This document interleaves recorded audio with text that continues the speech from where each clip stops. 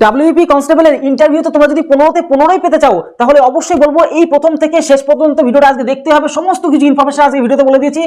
আজকের ভিডিওটা যদি কমপ্লিট করে ফেলো তাহলে ডাব্লিউপি কনস্টেবলের যে তোমাদের পরীক্ষা হলো, তোমাদের পিএমটি পিইটির পরে বেশি দিন সময় নষ্ট করবে না, তোমাদের পিআরবি বোর্ড কিন্তু তোমাদের ইন্টারভিউটা নিয়ে ফেলবে এবং সেখানে যদি 15তে 15 নাম্বারই পেতে চাও, পুরো ফুল স্কোর পেতে চাও, তাহলে আমি বলবো আজকের এই গুরুত্বপূর্ণ এবং মারাত্মক যে সমস্ত প্রশ্নগুলো পরীক্ষাতে আসে সমস্ত বিষয় নিয়ে আলোচনা করে দেবো। কিরকম ভাবে তোমাদের প্রশ্ন জিজ্ঞাসা করবে সমস্ত কিছু আজকের ভিডিওতে তোমরা সব জেনে যাবে। দেখো, সবথেকে মারাত্মক ব্যাপার হচ্ছে তুমি এই যে পরীক্ষাতে যত নাম্বার পেলে না পেলে তোমার মেন ইন্টারভিউতেই কিন্তু খেলা হবে।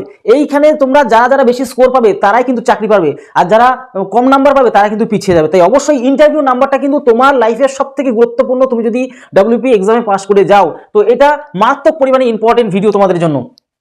আমরা নর্মালি জানি 85 নাম্বার তোমাদের এক্সাম হয়ে গেছে, তার মধ্যে যাই হোক না হোক তোমার এই 15তে 15 নাম্বার যদি তুলে ফেলতে পারো এখনো তোমার হাতে সুযোগ রয়েছে, কিন্তু অনেকে কিন্তু 15তে 15 পেয়ে যায়। তাই 15তে 15 স্কোর যদি পেয়ে যাও তাহলে তুমি কিন্তু মারাত্মক পরিমাণে অপরচুনিটি পেয়ে যাবে চাকরির জন্য। তাই সমস্ত বিষয় নিয়ে আজকে আলোচনা করবো। চলো এক এক করে দেখে নাও তাহলে আজকে মেন টপিক হচ্ছে ডাব্লিউপি কনস্টেবল এক্সাম ইন্টারভিউতে কি ধরনের প্রশ্ন করা হয় সেই বিষয় নিয়ে আজকে আলোচনা করবো। দেখো, একদম প্রথম থেকে শুরু করা যাক। প্রথম টপিকটা হচ্ছে ব্যক্তিগত যে তথ্যভিত্তিক প্রশ্ন তোমাদের কিন্তু যে এক্সামিনার স্যাররা কিন্তু জিজ্ঞাসা করবে, ঠিক আছে?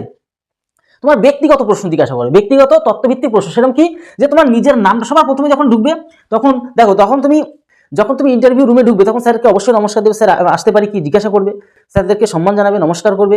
এবার তারপর যখনই তুমি ঢুকলে তোমার স্যার যখন এই যে ব্যক্তিগত প্রশ্ন যখন জিজ্ঞাসা করে তখন তোমার নিজের নাম জিজ্ঞাসা করবে, এর পাশাপাশি তোমার নাম জিজ্ঞাসা করবে, ঠিকানা তোমার জানতে চাইবে, ঠিকানা বলো এরকম বলবে, ঠিক আছে? তখন তোমার নামটা বলে দেবে। তোমার আজকে শুধু এইখানেই শেষ নয়, কি করে বলবে, কি অ্যাটিটিউডে বলবে, সমস্ত কিছু বলে দেবো, কিচ্ছু বাদ রাখবো না। আজকে ভিডিও তোমাদের জন্য মারাত্মক লেভেলে এবং খুব গুরুত্বপূর্ণ ভিডিও তোমার জন্য।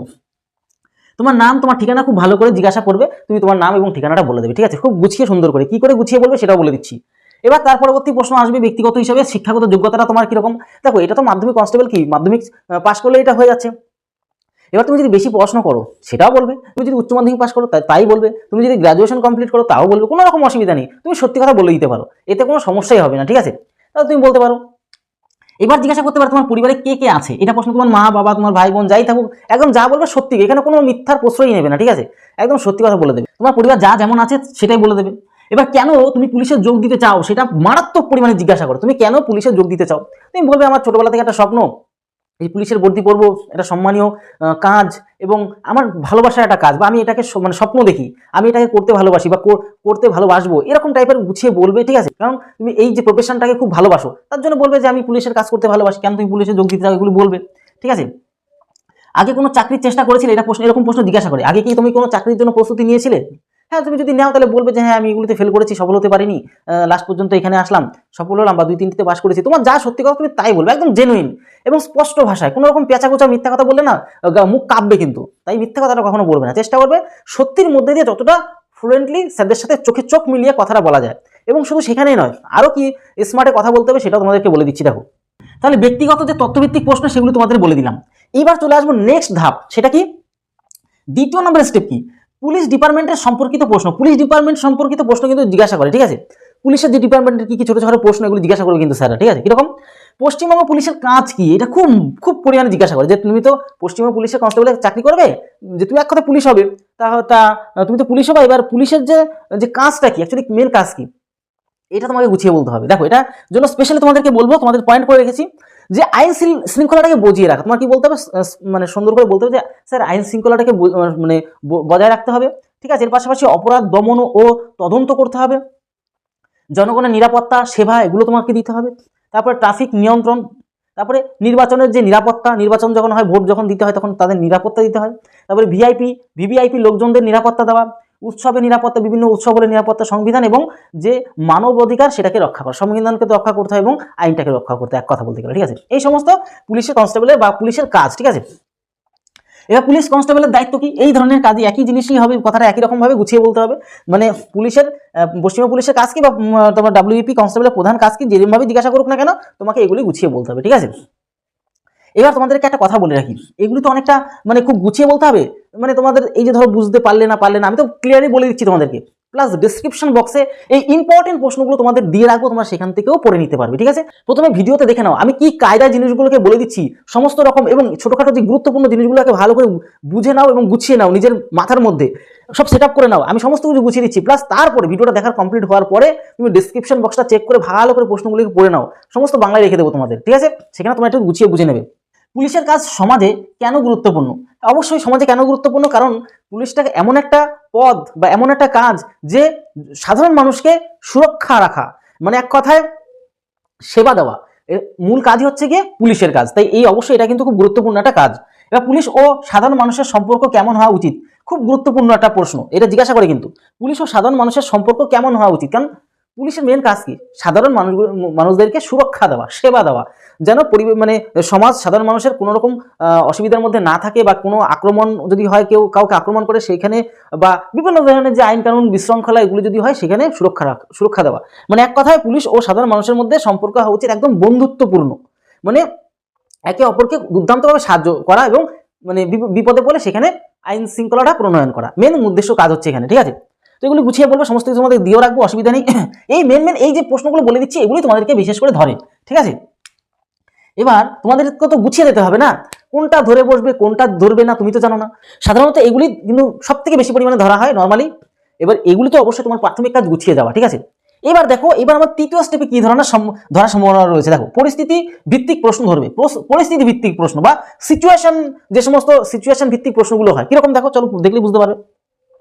এটা দেখবে, ঘুষ দিতে চাইলে, কেউ যদি তোমাকে ঘুষ দিতে চাইলে তুমি কি করবে, প্রশ্ন তোমাকে স্যাররা করবে। তুমি তো পুলিশ হবে, পুলিশ হলে অনেকে ঘুষ দিতে চায়, তো ঘুষ যদি কেউ দেয় তাহলে তখন তুমি কি করবে, এই প্রশ্নগুলো জিজ্ঞাসা করে কিন্তু স্যাররা ইন্টারভিউতে, বিশেষ করে পুলিশের চাকরি ক্ষেত্রে। সেক্ষেত্রে তোমাকে বলতে হবে যে ঘুষ আইনগত অপরাধ, আমি ঘুষ নিতে পারবো না, এবং তাকে আইনটাকে বুঝিয়ে দেবে যে ঘুষ কিন্তু আইনগত মারাত্মক পরিমাণে অপরাধ, তাই আমি ঘুষ নেব না। এবং যদি সেরকম যদি বারবার তোমাকে ঘুষ দেওয়ার কথা বলে, তাহলে তোমার যে সিনিয়র রয়েছে তাদেরকে তুমি ফোন করো বা তাদেরকে বলো যে এরকম ঘটনা ঘটছে, এবং এই যে ঘুষ দেওয়ার জন্য আইনগত সাজাও তুমি কিন্তু দেবে, তোমার সেটাও কিন্তু সংবিধানের মধ্যে রয়েছে বা আইনের মধ্যে রয়েছে। তাহলে বুঝতে পারলে, মানে এক কথায় স্যাররা চেক করবে তুমি কি মানে ওই ঘুষ নিতে চাও না নিতে চাও না, তোমাকে পরিষ্কার এবং স্পষ্ট ভাষায় বলতে হবে যে না, কোনোভাবেই কোনো প্রকারেই তুমি ঘুষ নেবে না। বুঝতে পারলে, এবার আমরা চলে আসবো যে পরবর্তী ব্যাপারটা, যদি দাঙ্গা বা ঝামেলা হয়, ঠিক আছে, হলে তুমি কিভাবে পরিস্থিতি সামলাবে। দেখো, দাঙ্গা বা ঝামেলা যদি হয়, বিরাট পরিমাণ ঝামেলা হচ্ছে, তুমি একা সামলাতে পারছো না, সেক্ষেত্রে তোমার সিনিয়রদের সাথে সাথে ফোন করো বা ডাকো, তাদেরকে বলো এরকম একটা পরিস্থিতি, আইন শৃঙ্খলা বিঘ্নিত হচ্ছে বা আইন শৃঙ্খলা ভেঙে যাচ্ছে, তখন সাথে সাথে তোমাদের সমস্ত মানে টিম মেম্বাররা এসে, মানে এক কথা অনেক পুলিশ ফোর্স এসে সেই আইন শৃঙ্খলাটাকে ঠিক রাখবে, এবং সেখানে তোমার ঠান্ডা মস্তিষ্ক হতে হবে, এবং বুঝে বুঝে পরিস্থিতির উপর তোমাদের কিন্তু মানে কাজগুলো করতে হবে, মানে পরিস্থিতির উপর সমস্ত কিছু নিয়ন্ত্রণ আনতে হবে, এক কথা সেখানে আইন শৃঙ্খলা প্রণয়ন করতে হবে, মেন উদ্দেশ্য কাজ হচ্ছে এখানে। ঠিক আছে, এই হচ্ছে ব্যাপার। এবার পরবর্তীতে দেখো যে আরো একটা মারাত্মক প্রশ্ন এখানে বলছে, ঊর্ধ্বতন অফিসার যদি ভুল নির্দেশ দেয়, মনে করো তোমার সিনিয়র অফিসার তোমাকে ভুল নির্দেশ দিচ্ছে, মানে যেটা আইনে অপরাধ, আইনগত অপরাধ, তাহলে তুমি তো সে স্যারকে আরেকবার বোঝাও পোলাইটলি, শান্ত মাথায়, স্যার এর মানে এটা তো করা উচিত হবে না, এটা আইনের বিরুদ্ধে। তখন সেই স্যার যদি না বুঝতে চায় বা আবারও তোমাকে নির্দেশ দেয় ভুল কাজটাই তুমি করো, তখন তুমি তার উপরে সিনিয়র অফিসারদের তুমি জানাবে, এটাই তোমার মেন কাজ। মানে এক কথায় তোমার মেন উদ্দেশ্য হচ্ছে আইনের বিরুদ্ধে না যাওয়া, আইনটাকে মানে সঠিক জায়গায় রাখা, এই হচ্ছে তোমার মেন কাজ থাকবে। ঠিক আছে, যত তোমার সিনিয়র অফিসার ভুল কাজ করতে দেখ না কেন, তোমাকে ভুল কাজ করলে চলবে না, এটা তোমাকে বলতে হবে আর কি। সাধারণ মানুষ পুলিশের বিরুদ্ধে যদি অভিযোগ করে তাহলে কিরকম ভাবে ব্যবহার করবে। ধরো সাধারণ মানুষ পুলিশের বিরুদ্ধেই যদি অভিযোগ করে যে দেখুন এই পুলিশটা, তোমাদের এই পুলিশটা এরকম আমার সাথে এই অন্যায় করেছে, তখন তুমি কি করবে, তখন তোমাকে শান্ত মাথায় বুঝতে হবে যে অ্যাকচুয়ালি কি হয়েছে। তাকে যদি সত্যি পুলিশ কোনো রকম তার সাথে বাজে ব্যবহার করে, তখন তোমার কি করতে হবে, তখন তোমার সিনিয়র অফিসারদেরকে বলতে হবে স্যার এরকম ঘটনা, তখন মানে সে যদি অন্যায় করে তাকে কিন্তু পর্যাপ্ত পরিমাণে সাজা দেওয়ার ব্যবস্থা করতে হবে, বা তোমার সেখানে রিপোর্ট লিখতে হবে। তো এই ব্যবস্থাগুলি তাদের জন্য করে দিতে হবে। মানে এক কথায় আইনের ঊর্ধ্বে কেউ নয়, এমনকি পুলিশও নয়, মানে এক কথায় আইনের উপরে যাওয়া যাবে না, আইনের মধ্যে থেকে সমস্ত কাজ তোমাকে করতে হবে। বোঝা গেল? তাহলে আশা করি বুঝতে পারলে পরিস্থিতি ভিত্তিক প্রশ্ন এরকম জিজ্ঞাসা করতে পারে। তারপর বললাম পুলিশের যে ডিপার্টমেন্টের যে সম্পর্কিত প্রশ্ন, তারপর ব্যক্তিগত তথ্যভিত্তিক প্রশ্ন তোমার জিজ্ঞাসা করতে পারে। এইবার চলে আসি সাধারণ জ্ঞান থেকেও তোমাদের মানে অর্থাৎ জিকে থেকেও প্রশ্ন জিজ্ঞাসা করতে পারে। অনেক সময় জিজ্ঞাসা করে তোমার প্রিয় সাবজেক্টটা কি। তুমি ইতিহাস যদি বলো তাহলে ইতিহাস থেকে অনেক সময় প্রশ্ন জিজ্ঞাসা করে, তুমি যদি ভূগোল বলো তাহলে ভূগোল থেকে প্রশ্ন জিজ্ঞাসা করে, তুমি যদি অঙ্ক বলো বা তুমি যাই তোমার প্রিয় সাবজেক্ট বলো না কেন, সেখান থেকে একটা দুটো প্রশ্ন জিজ্ঞাসা করতে পারে। ঠিক আছে, এবার চলো মেন কি টপিকগুলো সব থেকে বেশি জিজ্ঞাসা করে। অনেক সময় জিজ্ঞাসা করে সাধারণ প্রশ্ন জিজ্ঞাসা করে বসে, যে মানে অনেক সময় মজার ছলে জিজ্ঞাসা করে যে বর্তমানে পশ্চিমবঙ্গ মুখ্যমন্ত্রীর নাম কি।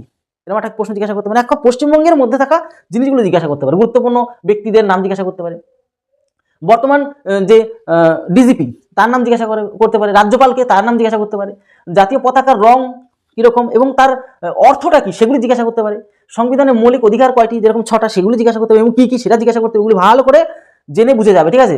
তারপর সাম্প্রতিক কোনো গুরুত্বপূর্ণ ঘটনা মানে কারেন্ট অ্যাফেয়ার্সের ব্যাপার, মানে এই যে ধরো রিসেন্টলি কোনো যদি দুর্ঘটনা হয় বা কোনো মানে গুরুত্বপূর্ণ কোনো মানে সাম্প্রতিক যদি ঘটনা হয়, তৎকালীন ঘটনা হয়, সেগুলো জিজ্ঞাসা করতে পারে যে সেই ঘটনার ভিত্তিতে কিছু বলো বা তোমার কিরকম কি দেখলে, মানে একটা সামান্য বিবরণ দেওয়ার কথা বলতে পারে, ঠিক আছে।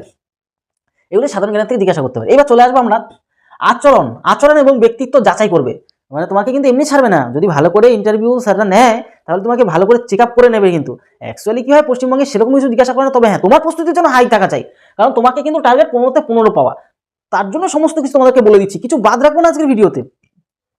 এবার আচরণ এবং ব্যক্তিত্ব যাচাই করার জন্য কি প্রশ্ন জিজ্ঞাসা করতে পারে, বলতে পারে যে রাগ নিয়ন্ত্রণ, তোমার যখন রাগটা হয়ে যাবে, হতেই পারে মানুষের মধ্যে রাগ ঘৃণা এগুলো থাকে, যদি রাগ নিয়ন্ত্রণ করতে পারো কিভাবে জিজ্ঞাসা করো, তোমার যখন রাগটা হয় তখন তুমি কি করে নিয়ন্ত্রণ করো, তখন তোমার বলতে হবে যখন আমি রাগ মানে চলে আসে তখন আমি শান্ত মাথায় থাকার চেষ্টা করি এবং পরিস্থিতি কি ঘটেছে সেটাকে বোঝার চেষ্টা করি, এবং তারপর আমি কি করি যে আমার উপর সিনিয়র যে অফিসার রয়েছে তাদেরকে জিজ্ঞাসা করি, পরামর্শ নিই এবং ধীরে ধীরে সেই অনুযায়ী আমরা কিন্তু কাজ করি বা কাজ করার চেষ্টা করব, এরকম কিছু বলতে হবে তোমাকে, ঠিক আছে। সমস্ত কিছু তোমাদের দিয়ে দেবো, এই যে বললাম না ডেসক্রিপশন বক্সটা চেক করবে, প্লাস তোমাদেরকে মেন গুরুত্বপূর্ণ কথাগুলি ভিডিওতে বলে দিচ্ছি, ওইখানেও তোমরা মেন জিনিসগুলো দেখে নিতে পারছো।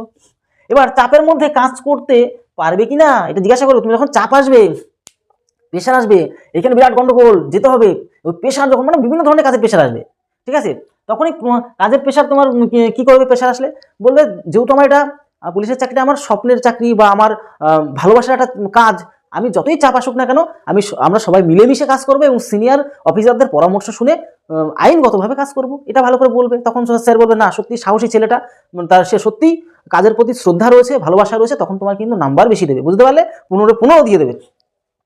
এবার জিজ্ঞাসা করতে হবে দলগতভাবে কাজ করতে পারো কি, মানে বন্ধুদের সাথে যেরকম দলগত কাজ এক কথা আর কি, হ্যাঁ বলবো অবশ্যই দলগতভাবে কাজ করতে পারি, সবাই মিলেমিশে কাজ করার সেই মানে করতে আমার খুব ভালো লাগে, মানে এক কথায় সবাই মিলেমিশে কোনো একটা ভালো কাজ করব, আইনকে রক্ষা করব, আইনের আমরা মর্যাদা দিয়ে যে সমস্ত বিশৃঙ্খলা কাজগুলো হবে, দুর্নীতি কাজ, সেগুলোকে আমরা রক্ষা করব, এই সমস্ত কথাগুলো বলবে, ঠিক আছে। তারপরে দেখো কিছু প্রশ্ন জিজ্ঞাসা করতে পারে, হালকা ইংরেজি ও বাংলা প্রশ্ন জিজ্ঞাসা, কিরকম নিজের সম্পর্কে 2-3টা লাইন বলো, নিজের সম্পর্কে বলবে, ব্যাস আমি এরকম পড়াশোনা করেছি, আমি এত স্ট্রাগল করেছি, এতদিন ধরে আমি চাকরির জন্য প্রস্তুতি নিচ্ছি, প্রচুর পরিশ্রম করছি, বা আমার বাড়ির পরিস্থিতি এরকম, আমি চাই আমার স্বপ্ন পূরণ করতে, প্লাস আমার এটা জব ভালো লাগে, মানে মোটামুটি তোমার নিজের জন্য যেগুলো স্যারদেরকে বললে ভালো লাগবে, সেটা দেখতে সেটা শুনে বুঝবে না ছেলেটা সত্যি মানে পাওয়ার যোগ্য এমন একটা ছেলে, সেরকমভাবে নিজেকে প্রোভাইড করবে, ঠিক আছে। এবার এর ব্যাপার এটা বলবো, নিজের সম্পর্কে নিজের সত্যতাই বলবে, আর কিছু না। এবার জিজ্ঞাসা করতে পারবে ডিসিপ্লিন বলতে কি বোঝো তুমি, ডিসিপ্লিন, কারণ ডিসিপ্লিনটাই সবকিছু, পুলিশের ক্ষেত্রে ডিসিপ্লিনটা সব থেকে বেশি প্রায়োরিটি দেওয়া হয়, কারণ কি তোমাকে সঠিক সময়ে ডিউটিতে জয়েন করতে হবে, সঠিক সময় ডিউটির থেকে যেতে হবে, মানে এক কথা ডিসিপ্লিনটাকে মেনটেন না করে চলে তোমার ক্ষতি এবং পুলিশ সমাজের প্রত্যেকটা ব্যক্তির ক্ষতি, তার জন্য স্যার কিন্তু ডিসিপ্লিন সম্পর্কে তোমার কিন্তু কিছু জিজ্ঞাসা করতে পারে, তাই সেই সম্পর্কে একটু বলে দেবে, ঠিক আছে। এবার বলতে পারলে ভালো পুলিশ কাকে বলে, ভালো পুলিশ তাকেই আমরা নর্মালি বলবো যারা পুলিশের মেন কাজ কি, পুলিশের মেন হচ্ছে সাধারণ মানুষকে সুরক্ষা দেওয়া, এক কথা সিম্পল ভাষায়। দেখো না অনেকে বলে যে পুলিশের মালিক হচ্ছে জনতা, মানে সাধারণ মানুষ, পুলিশ তাদের সেবক, যখনই একটা পুলিশ ভাবতে পারে এমনটা বা এমনভাবে ইন্টারভিউতে বলতে পারবে, তখন মানে যে এক্সামিনাররা যারা ইন্টারভিউ নিচ্ছে তারা সত্যিই খুশি হয়ে যাবে, 15তে 15 নাম্বার দিতে বাধ্য হয়ে যাবে তখন, কারণ সে দেখবে যে না সত্যি ছেলেটা মানে সমাজে কিছু করতে চায়, পুলিশের একদম সঠিক কথাগুলো সে বলছে, তখন কিন্তু অবশ্যই তারা কিন্তু ইমপ্রেস হবে এবং খুশি হবে। এবার দেখো সব থেকে গুরুত্বপূর্ণ মানে ইন্টারভিউ বোর্ডের যে স্যাররা এক্সামিনাররা কি বেশি তোমার কাছ থেকে দেখতে চায়, যে ছেলেটার মধ্যে ধৈর্য এবং ভদ্র আচরণ আছে কিনা, ব্যাস ধৈর্য আছে কিনা, এবং তোমাকে অনেকভাবে পরীক্ষা করবে, কিন্তু দেখবে যে তোমার মধ্যে ধৈর্যটা আছে কিনা, মানে অনেক ধৈর্য হারিয়ে ফেলে, মানে উৎপাদন কথা বললে কিন্তু চলবে না, সেখানে একদম পোলাইটলি এবং শান্ত ছেলে, ধৈর্য, চালাক, চোখে চোখ মিলিয়ে কথা বলার যে দক্ষতা, ঠিক আছে, এগুলো তো অবশ্যই তোমার হতে হবে, ঠিক আছে। সাধারণত মানুষের প্রতি যে সম্মান, সাধারণ মানুষের প্রতি যে সম্মান, এটা তোমার বোঝাতে হবে কিন্তু, ঠিক আছে। তুমি না বললে, কথা না বলতে পারলে তো সেখানে বুঝবে না স্যাররা, তুমি চুপ করে ঘাপটি মেরে গিয়ে বসে থাকবে, তাহলে তো হবে না। স্যারদের সাথে যথার্থ পরিমাণে কথা, বাড়তি কথা বলা যাবে না, কমও কথা বলা যাবে না, যেটুকু প্রয়োজন সেটুকু বলবে, না বেশি ওভার স্মার্ট হতে যাবে না কম ওভার স্মার্ট হতে যাবে, একদম যথার্থ পরিমাণে যেটুকু বলা সেটুকুই বলবে কিন্তু, ঠিক আছে। আইন মেনে চলার যে মানসিকতা, স্যারকে বারবারই বলবে, মানে এমন একটা বলতে চাইবে যে আইনের ঊর্ধ্বে আমরা নই, আইন যেভাবে আইনের রয়েছে সেই আইনগতভাবে আমরা চলতে চাই এবং সাধারণ মানুষকে পরিষেবা দিতে চাই খুব সুন্দরভাবে, এবং আমরা চাই সাধারণ মানুষ সবসময় ভালো থাকুক, এমন একটা চিন্তাভাবনা তোমার মধ্যে থাকা উচিত। আর অবশ্যই সিনিয়র অফিসারদেরকে তাদের যে কাছে রিপোর্ট জানানো, কোনো সমস্যা হলে তাদের কাছে রিপোর্ট জানানো, এটা কি সিনিয়র অফিসারদের সম্মান করা, যে না তুমি সিনিয়র অফিসারদের সম্মান করছো, তাদের কাছ থেকে পরামর্শ নিচ্ছ, কারণ তারা তো অভিজ্ঞ, তোমার থেকে অনেক অভিজ্ঞ, তারা দীর্ঘদিন ধরে কাজ করছে, নিশ্চয়ই তুমি নতুন ফ্রেশার হবে, তাহলে তুমি সেখানে গিয়ে শিখবে তো তাদের কাছ থেকে, না তুমি যদি নিজেই মাতব্বরি করো তাহলে তো হবে না। তার মানে কি হচ্ছে, সিনিয়রদের কিছু পরামর্শ নেওয়া, তাদেরকে রিপোর্ট জানানো, তারা আবার বলবে যে না বাবু এরকম এরকম করে কাজ করে, হ্যাঁ এটা ওইখানে যাও, ওইখানে এরকম ভাবে করো, তোমাকে শেখাবে, তাহলে বলো না ছেলেটা সত্যি কথা শোনে। আর তুমি যদি কথা না শোনো, এই তোমার কিন্তু সেখানে সমস্যা, তাদের সমস্যা হবে, কারণ তুমি কথা শুনছো না, বিভিন্ন রকম কাজে গোলমাল করে ফেলবে। তাই এই অবশ্যই স্যাররা চায় যে তুমি অফিসারদেরকে ভালো রেসপেক্ট করো, রিপোর্ট জানো, এক কথা, ঠিক আছে। আর তোমাদের প্রথমে বলে দিলাম ইন্টারভিউতে কিন্তু মেন খেলা হবে, তাই অবশ্যই তোমরা যারা ভিডিওটা ভালো করে দেখছো না, তাহলে তোমরা কিন্তু সমস্যার মধ্যে পড়ে যেতে পারো, ঠিক আছে। এবার দেখো ইন্টারভিউতে কিভাবে উত্তর দেবে, এটাই মেন টপিক ছিল, ইন্টারভিউতে কিভাবে উত্তর দেবে। দেখো শান্ত এবং আত্মবিশ্বাসী থাকো, শান্ত থাকো, একদম মানে বেশি স্মার্ট হতে যাও না, শান্ত থাকো এবং শান্ত, যেটা জিজ্ঞাসা করছিস তার উত্তর দাও, পারলে বলো, অবশ্যই পারলে বলো হ্যাঁ স্যার এটা আমি পারবো, উত্তর দিচ্ছি, সেভাবে বলো উত্তর, হ্যাঁ স্যার আমি এটা পারবো, উত্তর দাও। তুমি যদি মনে করছো এটা পারবে না, ইস স্যার মনে পড়ছে না, এমন স্যার এটা মনে পড়ছে না স্যার, এই মুহূর্তে আমি বলতে পারবো না, ব্যাস ক্লিয়ারলি বলো, রাগ করবে না স্যাররা যে বলবে না এ পারছে না বলে দিয়েছে, মানে ও কারো ক্ষতি করবে না, পারছে না বলে দিল।